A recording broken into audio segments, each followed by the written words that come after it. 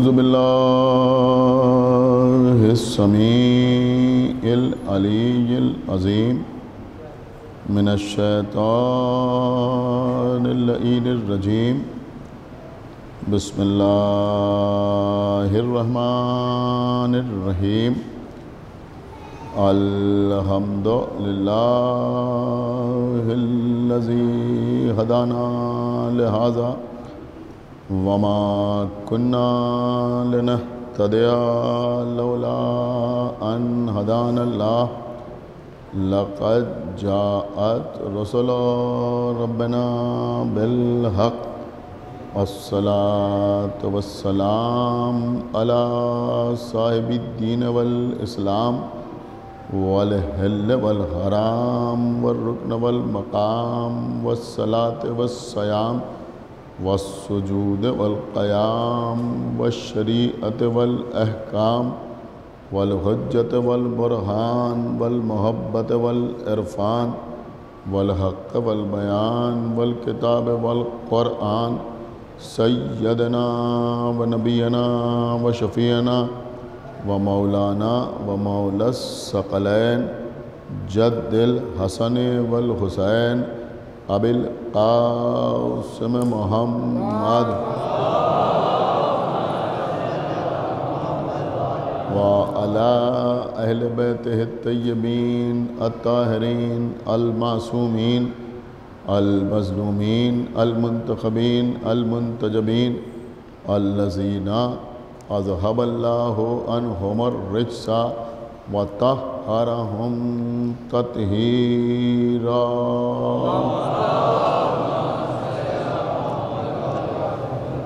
ولعنة الله على أعدائهم وقتلتهم وغاصبي حقوقهم ومنكري فضائلهم ومصائبهم أجمعين من الآن إلى يوم الدين اللهم عذبهم عذابا يستغيث منه أهل النار آمين رب العالمين أما بعد فقد قال الله سبحانه تبارك وتعالى في كتابه المجيد وفرقانه الحميد وقوله الحق بسم الله الرحمن الرحيم إنا نحن نزلنا الذکر وإنا له لحافظون صلوات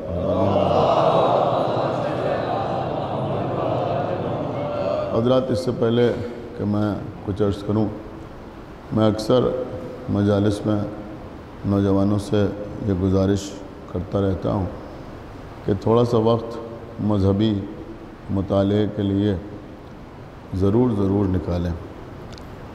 ہمارے بھائی سامنے بیٹھے ہوئے ہیں، انہوں نے انسٹاگرام پر شیعہ بک اسٹور کے نام سے ایک سائٹ بنائی ہے۔ آپ حضرات اس کو سبسکرائب کریں، جس میں تمام دینی کتابیں موجود ہیں۔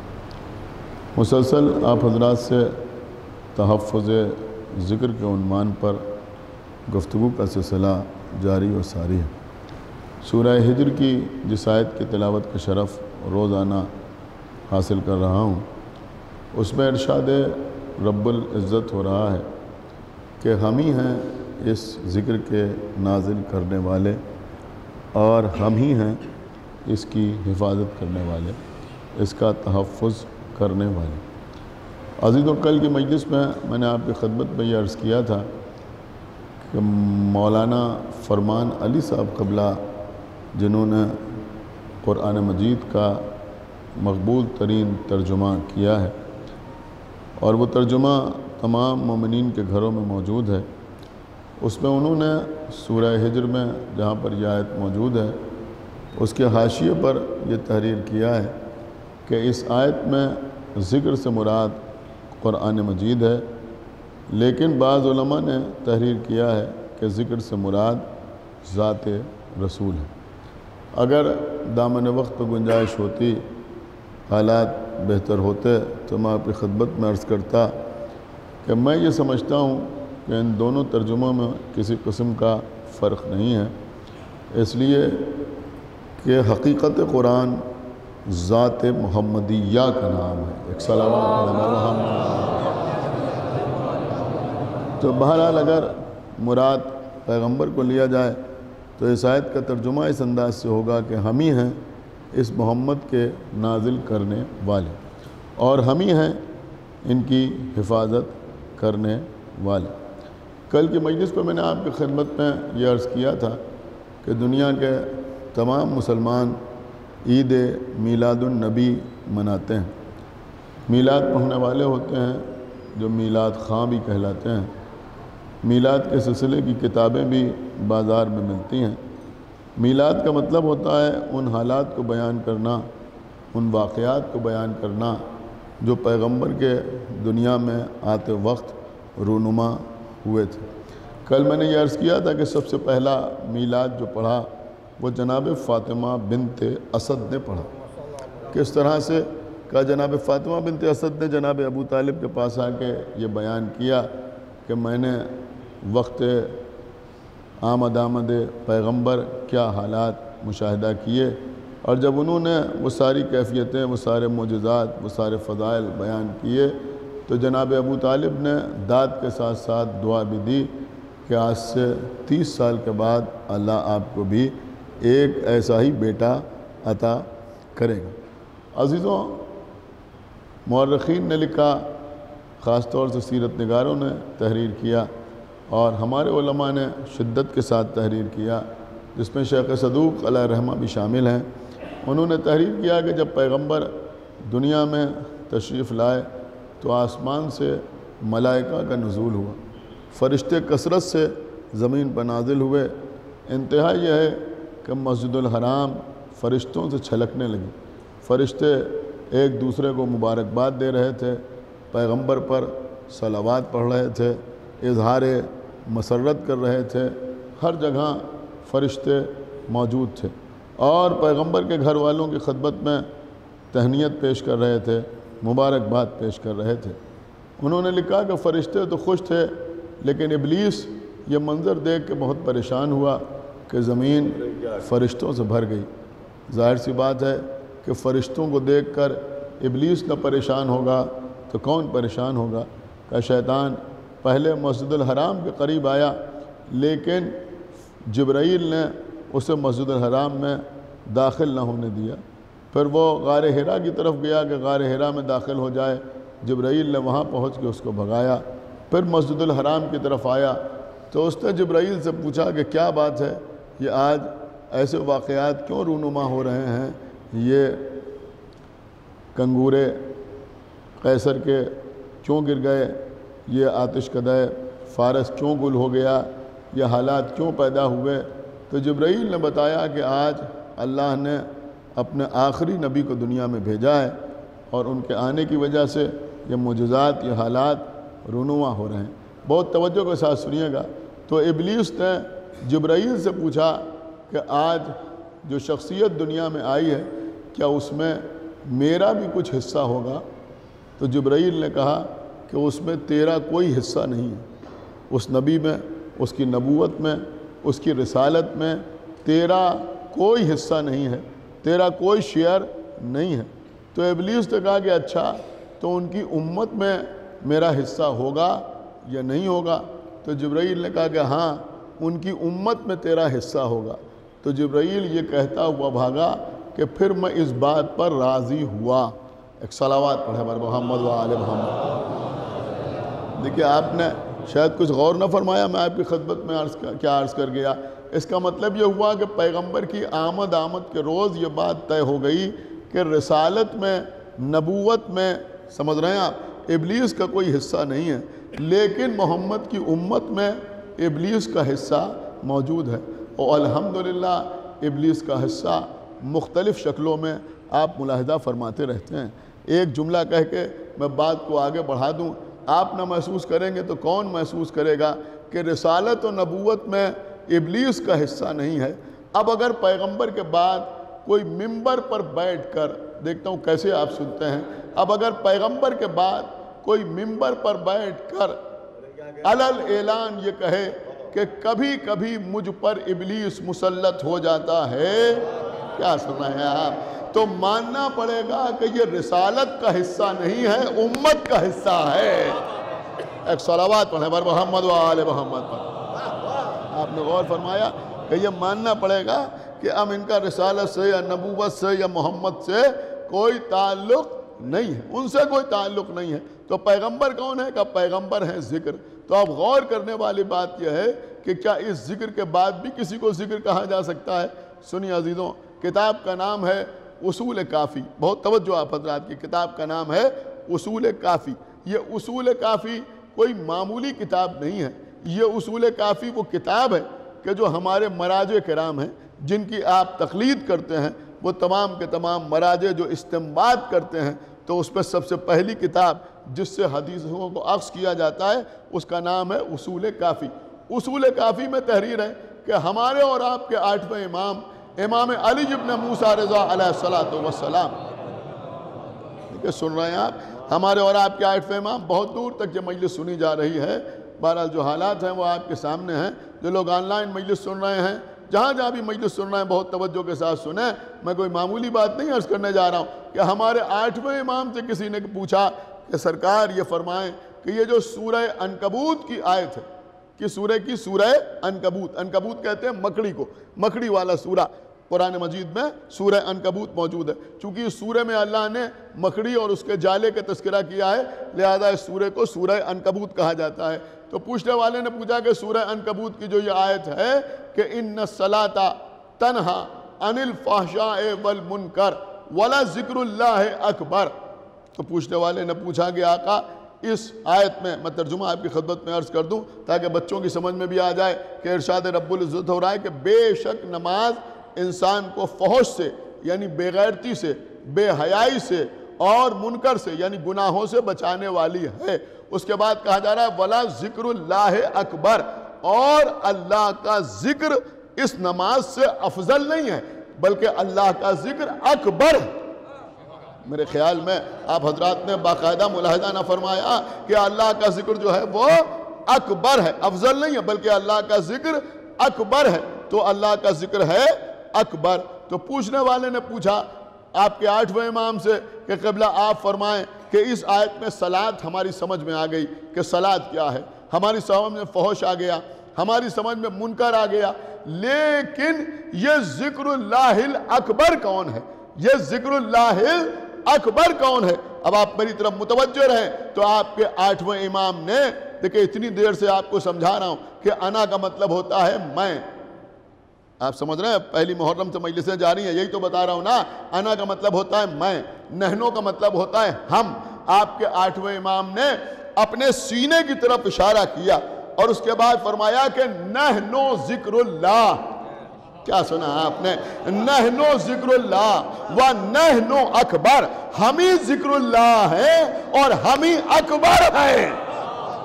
ایک صلوات پڑھے بر محمد و آل محمد پر، ہم ہی ذکر اللہ ہیں۔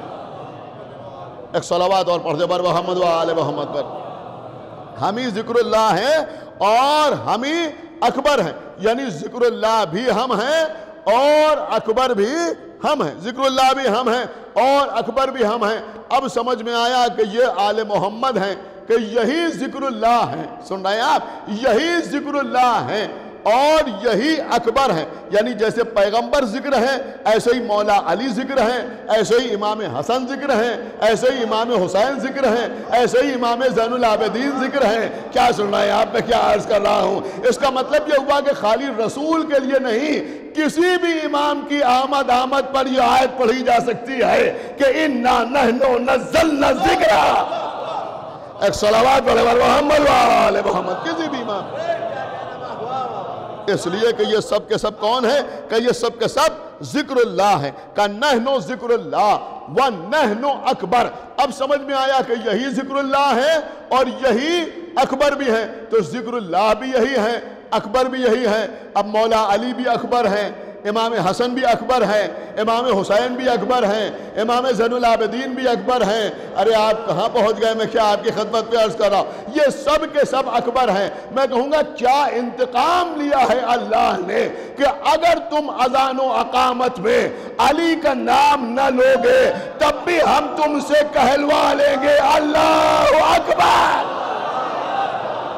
ایک صلوات برابر محمد والے محمد. کم سے کم اس انداز سے تو تمہیں نام لینا ہی پڑے گا. تو نحنو ذکر اللہ، نحنو ذکر اللہ، ہم ہیں ذکر اللہ، ہم ہیں ذکر اللہ. وَنَحْنُ اکبر، اور ہم ہیں اکبر. بہت سمجھدار مجمع میرے سامنے بیٹھا ہوا ہے. ہمارے اور آپ کے 8ویں امام ہیں، مامو رشید ہے. مامو رشید نے کہا عید کا روز ہے، کہ ہم چاہتے ہیں کہ آج عید کی نماز آپ پڑھا دیں. امام نے فرمایا کہ ہم سے نہ پڑھوا تو بہتر ہے. کہا نہیں، ہم چاہتے ہیں کہ آپ نماز پڑھا دیں. امام نے کہا ٹھیک ہے. عید کا روز عیدگاہ جانے کے لیے امام اپنے گھر سے نکلے.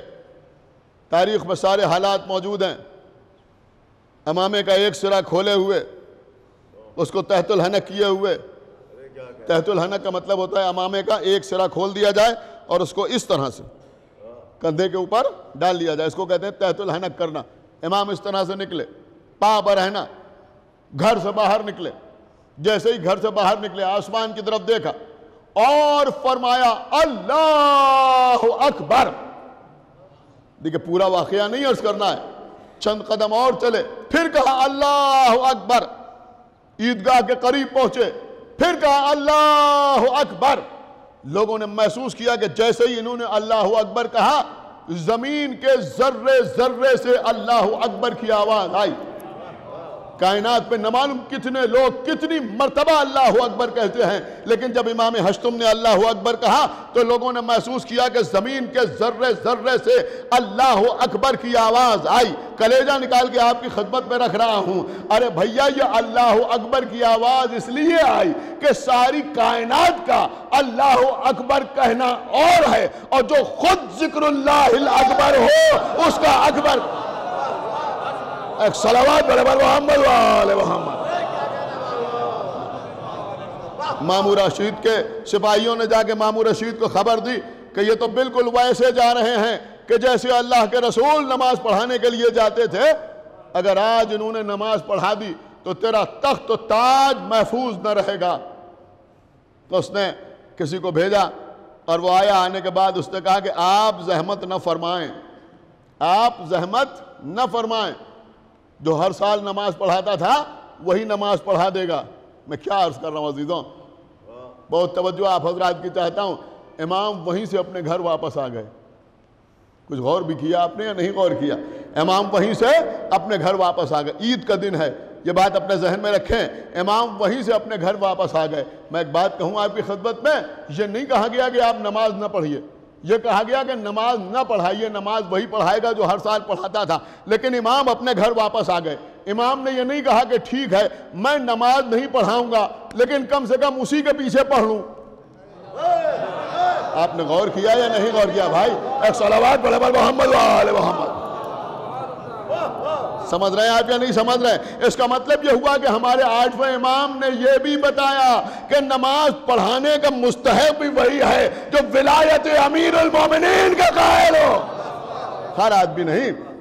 بس عزیزو میں بات کو تمام کر رہا ہوں. تو یہ وہ ہیں کہ جو ذکر اللہ ہے، خالی قرآن کی آیت نہیں بلکہ حدیث جو بتا رہی ہے کہ یہ ذکر اللہ ہے. خود پیغمبر اسلام نے ارشاد فرمایا زینوا مجالسکم بذکر علی ابن ابی طالب، زینت دو اپنی مجلسوں کو ذکر علی سے. لِأَنَّ ذِكْرَهُ ذکری، اس لیے کہ ان کا ذکر میرا ذکر ہے. وَذِكْرِ ذِكْرُ اللَّهِ، اور میرا ذکر اللہ کا ذکر ہے. دیکھیں یہاں بھی ذکر اللہ کا لفظ آیا، اور میرا ذکر اللہ کا ذکر ہے. اس کا مطلب یہ ہوا کہ اہل بیت کا ذکر ہی حقیقت میں ذکر اللہ ہے. ان کا ذکر اللہ کا ذکر ہے. اب میں ایک بات آپ کی خدمت میں عرض کروں عزیزوں. دیکھیں زمانہ جیسا ہے آپ ملاحظہ فرما رہے ہیں. کتابوں میں جو امام کے آنے کی علامات بیان ہوئی ہیں، علامات ظہور، اس میں بہت سی علامتیں اس وقت بھی ظاہر ہیں، اس وقت بھی ظاہر ہیں. میں آپ کی خدمت میں عرض کروں، بات کو آپ محسوس کریں گے. آپ کے چھٹے امام نے ارشاد فرمایا کہ آخر زمانہ میں اموات بہت ہوں گی. فرمایا سرخ اموات بھی ہوں گی اور سفید اموات بھی ہوں گی. کہا مولا سرخ اموات کیا ہیں اور سفید اموات کیا ہیں؟ تو امام نے فرمایا سرخ اموات سے مراد ہے قتل و غارت گری، کہ جہاں لوگ تلوار سے مارے جائیں گے، میرے خیال میں یہ بھی آپ ملاحظہ فرما رہے ہیں۔ اور کہا کہ سفید اموات سے مراد طاعون ہے، یعنی بلائیں ہیں جن سے بہت زیادہ اموات ہوں گے۔ میں کوئی فیصلہ کن بات آپ کی خدمت میں نہیں عرض کر رہا ہوں، صرف امام کی ایک حدیث آپ کے حوالے کی۔ خدا سے دعا کیجئے کہ خداوند عالم جلد از جلد منتقم خون حسین ہمارے امام کا ظہور فرمائے اور تمام کے تمام ہمارے مسائل حل ہو جائیں۔ سنیے قبلہ، جہاں اور بہت سی علامتیں بیان ہوئی، میں نے اس سے سوچا تھا کہ بہت سی چیزیں آپ کی خدمت پہ عرض کروں، حالانکہ یہ بھی میں عرض کروں کہ جو علامتیں بیان ہوئی ہیں جن کو آپ اکثر علماء سے، ذاکرین سے، خطبہ سے سنتے رہتے ہیں، تو یہ بات آپ ہمیشہ اپنے ذہن میں رکھیں کہ یہ جو آپ سنتے ہیں آخر زمانہ، تو آخر زمانہ کا مطلب آپ سمجھتے ہیں زمانہ جو ہے وہ امام سے ہوتا ہے۔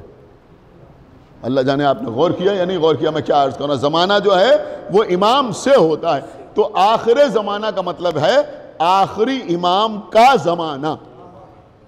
میرے خیال میں بات آپ کو واضح ہوئی یا نہیں ہوئی مجھے نہیں معلوم، لیکن آپ انشاءاللہ محسوس ضرور کریں گے کہ آخری امام کا زمانہ یہی ہے آخر زمانہ، یعنی جب سے ہمارے آخری امام کی امامت کا آغاز ہوا ہے تب سے لے کے قیامت تک کا زمانہ جو ہے وہ آخر زمانہ کہلائے گا۔ اس لیے کہ علامات ظہور میں جہاں بہت سی چیزیں ہیں، وہیں علامات ظہور میں یہ بھی ہے کہ بنی امیہ کی حکومت ختم ہو جائے گی۔ ایک صلوات پڑھیں بر محمد و آل محمد۔ یہ میں نے اس لیے عرض کیا کہ بنی امیہ کی حکومت ختم ہوئے، ایک عرصہ گزر گیا، سمجھ رہے ہیں، صدیاں گزر گئیں، لیکن علامات ظہور میں وہ بھی ہے۔ کچھ علامتیں جو ہیں وہ حتمی بیان کی گئی ہیں، مثلا ندائے آسمانی، آسمان سے ندا کا آنا، ایک صلوات پڑھے بر محمد و آل محمد۔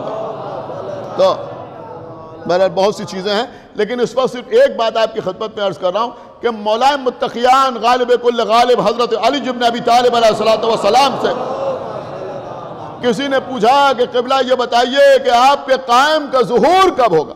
دیکھیں یہ بات آپ کے مطلب کی ہے کہ آپ کے قائم کا ظہور کب ہوگا؟ تو مولا علی نے فرمایا کہ ان کا ظہور اس وقت ہوگا، ہو سکتا ہے آپ پہلی بار سن رہے ہو جو بات میں عرض کر رہا ہوں، مولا نے فرمایا کہ ان کا ظہور اس وقت ہوگا کہ جب لوگ یہ کہنے لگیں گے کہ اب ہمیں آل محمد کی ضرورت نہیں ہے۔ غور کیا آپ نے یا نہیں غور کیا؟ ایک زمانہ ایسا آئے گا، امام فرما رہے ہیں، مولا علی فرما رہے ہیں، جب لوگ یہ کہنے لگیں گے کہ اب ہمیں آل محمد کی ضرورت نہیں ہے۔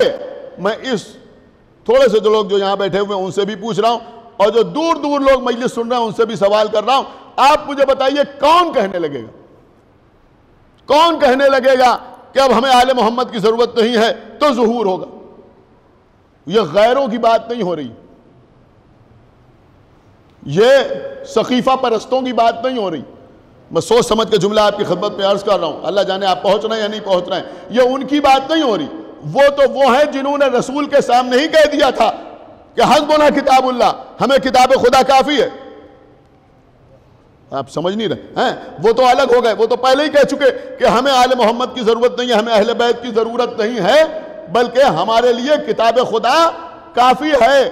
تو اس کا مطلب یہ ہوا کہ جو ظہور کی علامت بیان ہوئی ہے کہ لوگ کہنے لگیں گے کہ اب ہمیں آل محمد کی ضرورت نہیں ہے، وہ کچھ ایسے ہوں گے کہ جو پیدا اس دین پر ہوں گے، سمجھ رہے ہیں آپ، پیدا کسی شیعہ کے گھر میں ہوں گے، لیکن وہ یہ کہیں گے کسی نہ کسی صورت میں کہ اب ہمیں ان کی ضرورت نہیں ہے، اب ہمیں ان کی ضرورت نہیں ہے۔ اب آپ ذرا غور کریں کہ اس طرح کے لوگ سامنے آ رہے ہیں یا نہیں آ رہے ہیں۔ میں نے کہا بھائی اب ممبر سے کچھ اور پڑھا جائے، اب فضائل کی ضرورت نہیں ہے، اب خیبر کی ضرورت نہیں ہے، اب خندق کی ضرورت نہیں ہے، اب حدیث قضا کی ضرورت نہیں ہے، اب بی بی کی کہانی کی ضرورت نہیں ہے۔ ایک صلوات پڑھیں بر محمد و آل محمد، بولو، سمجھ رہے ہیں آپ؟ نعرہ حیدر، نعرہ حیدر، نعرہ صلوات۔ بس قبلہ میں نے بات کو تمام کیا، تو امام کی جو آمد بیان ہوئی ہے اس میں ایک خاص بات یہ بھی بیان کی گئی ہے کہ جب امام تشریف لائیں گے تو امام کو یہ کیسے اطلاع ہوگی کہ اب آپ کو ظہور فرمانا ہے؟ ہمارے سارے علماء نے تحریر کیا کہ امام کے سامنے ایک علم نصب ہے، ایک علم نصب ہے جس کا پھریرا صدیوں سے لپٹا ہوا ہے۔ میرے خیال میں آپ سمجھ سکتے ہیں کہ وہ کون سا علم، کہ وہ علم امام کے سامنے نصب ہے۔ جب اس کا پھریرا اپنے آپ کھل جائے گا تو یہ علامت ہوگی امام کے لیے کہ بسم اللہ آپ ظہور فرمائیں۔ اور پھر یہ بھی لکھا ہے کہ وہ علم امام سے گفتگو کرے گا، یعنی وہ علم امام سے گفتگو کرے گا کہ قبلہ آپ انتقام خون حسین کے لیے آگے بڑھیے۔ اور جب امام جہاد فرمائیں گے تو عالم یہ ہوگا کہ ایک ہاتھ میں تلوار ہوگی، ایک ہاتھ میں علم ہوگا۔ یہ علم امام کے ہاتھ میں کیوں ہوگا؟ کس لیے امام علم لے کے آئیں گے؟ ٹھیک ہے تلوار لے کے آئیں گے، لیکن یہ علم کیوں لے کے آئیں گے؟ کہ یہ علم اس لیے لے کے آئیں گے کہ ایک علمدار کے دل کی تمنا دل میں رہ گئی کہ ہم تلوار نہ چلا سکیں۔ جزاکم اللہ خیر الجزا۔ خدا آپ کو کسی غم میں نہ رلائے سوائے غم حسین، دل رو رہا ہے۔ عزیزوں میرے پاس الفاظ نہیں ہیں کہ میں اپنی قلبی کیفیت آپ کے سامنے بیان کر سکوں۔ میں ہاتھ جوڑ کر مومنین سے، آقا حسین کے عزاداروں سے گزارش کروں گا کہ ایک دن اور رہ گیا ہے، وہ آن لائن مجلس سنیں، آن لائن مجلس سنیں، اور کوئی ایسا کام نہ کریں کہ مجبوری کی عالم میں جو کچھ ممکن ہو پا رہا ہے اس میں بھی کوئی رکھنا پیدا ہو، لہذا ایسا کوئی کام جذبات میں نہ کریں۔ میں آپ کے جذبات کو سمجھتا ہوں، اس وقت دل کا کیا عالم ہے میں اچھی طرح سمجھ رہا ہوں۔ میری ہاتھ جوڑ کے گزارش ہے تمام مومنین سے، تمام عزاداروں سے، آپ کو مولا عباس کا واسطہ، جس طرح سے حضرت عباس نے کربلا کے میدان میں صبر و ضبط کیا، ضبط حکم عشق تھا، دل تابع احکام تھا، ورنہ یہ تختے الٹ دینا بھی کوئی کام تھا۔ قابو رکھیے اپنے جذبات پر، اور میں پھر عرض کروں گا کہ گفتگو کرنے والے گفتگو کریں گے، کوشش کرنے والے کوشش کریں گے۔ ہم اور آپ، میں نے 1-1.5 مہینہ پہلے یہ بات کہی تھی کہ دعا کریں، دعا مومن کا اسلحہ ہے۔ اپنے گھر کے عزا خانے میں تازیوں کے دفن ہونے کے لیے دعا کریں۔ عزیزوں اس بارگاہ میں درخواست لگائیے جہاں کوئی کمی نہیں۔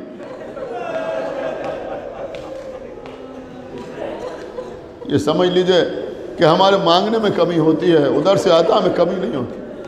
رو رو کے دعا کریں جیسے بالکل اپنے لیے دعا کر رہے ہیں۔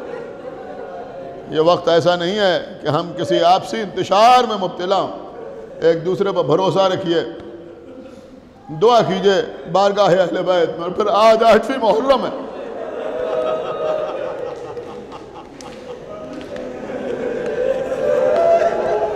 آج ہمارے گھروں میں حضرت عباس کی حاضری ہوگی۔ حاضری چکھتے وقت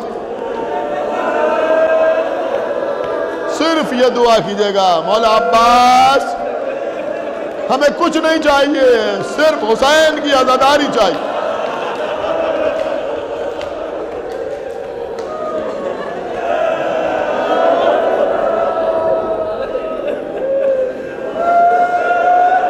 عزیزوں ہماری زبان کی طاقت جاتی رہے، گویائی جاتی رہے، اگر ہم یہ کہیں نہیں، خالی سوچ بھی لیں کہ ہم عزاداری کو زندہ رکھنے والے نہیں۔ عزیزوں ہم کیا، ہماری حیثیت کیا، ہماری اوقات کیا؟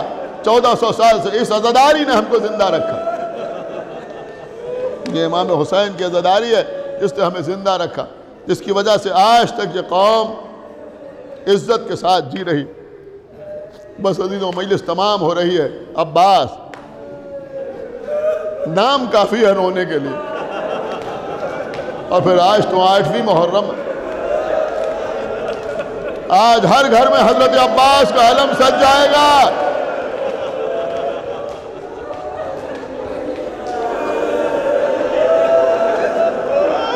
علی کی تمنا عباس،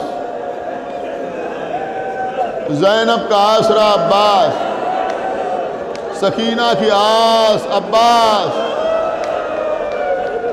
ہمارے دل کی قوت عباس. سنیے عزیزوں،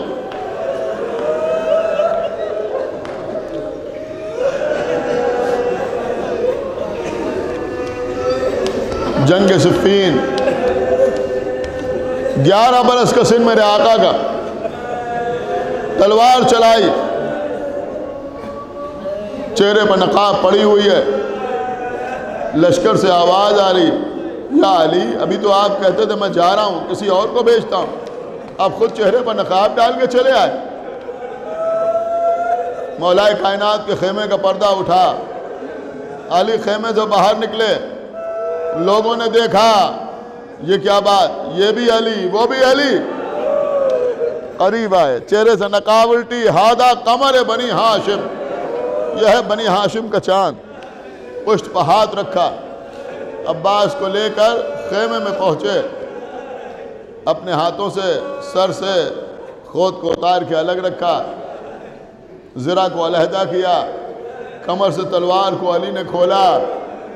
آگے بڑھ کر باپ نے بیٹے کی پیشانی چومی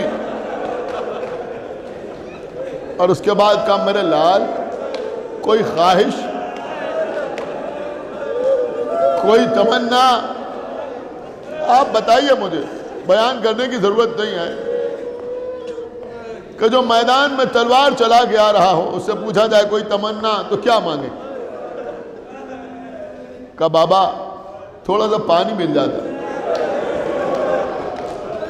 پانی سب موجود تھے. علی جس سے کہتے وہ آقا عباس کے لیے پانی لے آتا، مگر قمبر سے نہیں کہا، عمار سے نہیں کہا، محمد حنفیہ سے نہیں کہا، امام حسن یا امام حسین سے نہیں کہا کہ اپنے چھوٹے بھائی کے لیے پانی لے آؤ، بلکہ علی خود گئے، ایک کودے میں پانی لے کے آئے. حضرت عباس سے ہاتھ آگے بڑھایا کہ پانی پئیں. رک جاؤ بیٹا، آج میرے ہاتھوں سے پانی پی لو. اللہ اکبر، میرے ہاتھوں سے.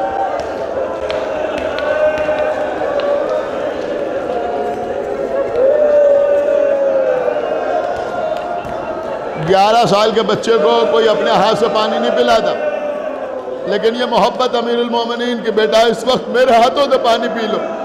میں ہاتھ جوڑوں گا، یا علی مبارک، یا علی بہت بہت مبارک ہو، آپ کا بیٹا میدان میں تلوار چلا کے آیا، پانی مانگا. یا علی آپ کے پاس پانی تھا نا، آپ نے اپنے بیٹے کو پانی دے دیا. ارے کربلا میں جب علی اکبر آگے کہیں گے بابا پیاس مارے ڈالتی ہے،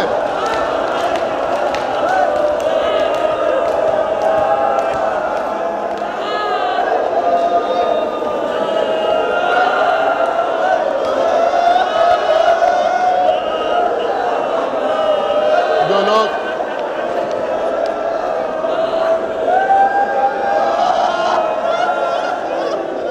ایک بہت بڑا مجمع جو آن لائن مجلس سن رہا ہے ان سے میں گزارش کروں گا، میں مسائل پڑھ رہا ہوں، کمنٹ نہ کریں، موبائل سامنے رکھیں، روئیں، پرسہ دیں، پرسہ دینے کا وقت.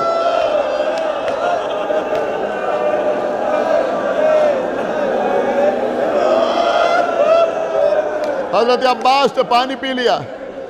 اب جب پانی پی کے سر اٹھایا تو کیا دیکھا کہ بابا کی آنکھوں سے آنسو ہے. اے بابا کیا تلوار چلانے میں کوئی کمی رہ گئی؟ اے بابا آپ رو کیوں رہے ہیں؟ کہا بیٹا کمی کیسی؟ کہا بابا پھر رونے کا سبب کیا ہے؟ کہا بیٹا رو اس لیے رہا ہوں کہ اس وقت تم نے پانی مانگا، میں نے تمہیں پانی پلا دیا. کربلا میں تمہارے سامنے پانی آئے گا مگر تم پیاسے مارے جاؤ گے.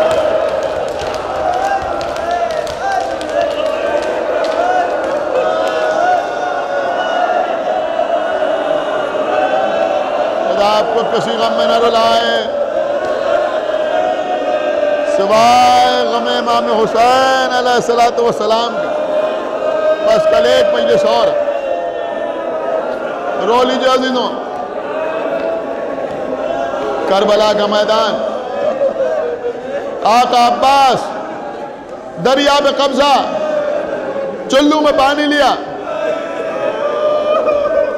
دیکھو پانی میرے قبضے میں ہے، گویا بتا رہے تھے پی سکتا ہوں پانی، لیکن کیسے پی لیں، سکینہ پیاسی ہیں، آقا حسین پیاسے ہیں، شہزادی زینب پیاسی ہیں، ایک پانی مشک کو بھرا، عباس پانی لے کے چلے، خدا لعنت کرے، ملعون عمر سعد نے پکار کہا دیکھو حسین کے خیموں تک ایک قطرہ پانی نہ پہنچ نہ پائے، ورنہ کوئی ان سے جنگ نہ کر پائے گا۔ عزیزوں تیر اندازی شروع ہو گئی، تیر چلنے لگے، تیر چلنے لگے۔ جناب تصور حسین زیدی فرماتے ہیں تیر اتنے کھائے ہیں، عجب شعر ہے قسم خدا کی، جب یاد کیجئے گا روئیے گا، تیر اتنے کھائے ہیں تشنگی نے چہرے پر دیکھ لے جو آئینہ چور چور ہو جائے۔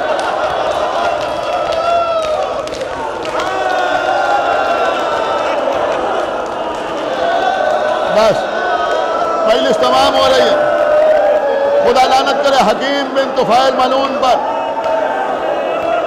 دائیں ہاتھ پہ وار کیا، عباس کا دائنا ہاتھ قلم ہوا، بائیں ہاتھ پہ وار ہوا، بائیں ہاتھ قلم ہوا۔ اب سنیں گے آپ، سنیں گے ہاتھوں کے قلم ہونے کے بعد ایک تیر ہرملانے چلایا جو عباس کی آنکھ میں آ کے لگا،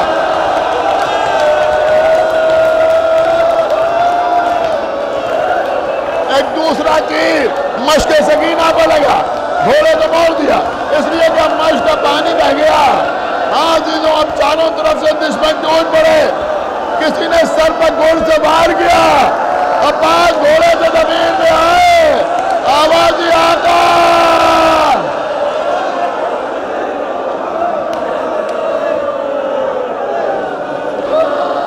الان انکسر ظہری، اے بھیا تمہارے مرنے سے میری کمر ٹوٹ گئی۔ اور سنے گے آپ علی اکبر حسین کی کمر سنبھالے ہوئے حسین عباس کی طرف بڑھے، راستے میں عباس کے ہاتھ ملے، اٹھا کے عباس کے ہاتھ اپنی ابا کے دامن میں سمیٹے، قریب پہنچے، سر اٹھا کے زانو پر رکھا، بس مجلس تمام، سر اٹھا کے زانو پر رکھا۔ بھیا عباس کوئی آخری خواہش ہے میرے بھیا؟ کہا آقا آخری خواہش یہ ہے کہ جب دنیا میں آیا تھا تو سب سے پہلے آپ کا چہرہ دیکھا تھا، آقا چاہتا ہی ہوں کہ جاتے جاتے آپ کا چہرہ دیکھ کے جاؤں۔ کہا بھیا زیارت کیوں نہیں کرتے، میں تو سامنے ہوں۔ کہا آقا ایک آنکھ میں تیر لگا ہوا ہے، ایک آنکھ پہ خون ہے۔ اپنے ہاتھ سے آقا حسین نے تیر نکالا، ابا کے دامن سے خون کو صاف کیا، بھیا میں تمہارے سامنے ہوں۔